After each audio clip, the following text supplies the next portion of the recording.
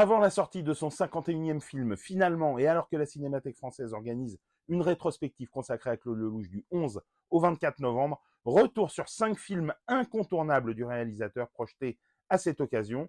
Pour découvrir 5 morceaux de choix du Lelouch Cinematic Universe, je vous dis tout dans cette vidéo.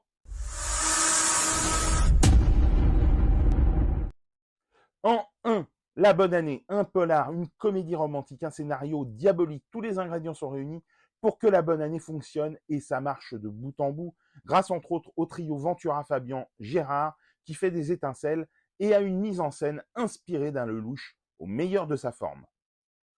En 2, Itinéraire d'un enfant gâté.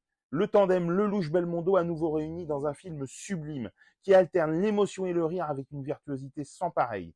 Pléiade de bons mots, de scènes cultes et l'éclatante confirmation que Richard Anconina est un excellent acteur, ou quand le fond et la forme se fondent pour donner naissance à une œuvre impérissable. En 3, Il y a des jours et des lunes. La pleine lune comme prétexte à un film choral où le destin de toute une galerie de personnages va se télescoper jusqu'à une dramatique conclusion.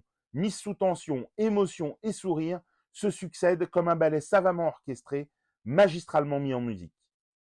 En 4, Les Misérables, adapté extrêmement librement du classique impérissable de la littérature française, Les Misérables offre un nouveau rôle magnifique à un Belmondo que Lelouch filme avec un talent unique.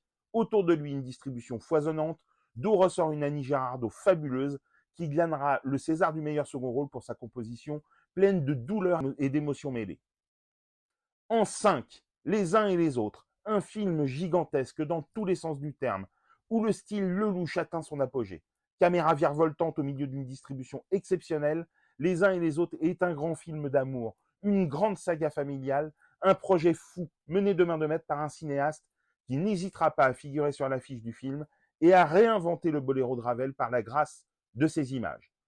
La rétrospective consacrée à Claude Lelouch à la Cinémathèque française a lieu du 11 au 24 novembre. Dites-moi en commentaire si vous avez vu certains des films mentionnés ou bien si cette vidéo vous a donné envie de les découvrir.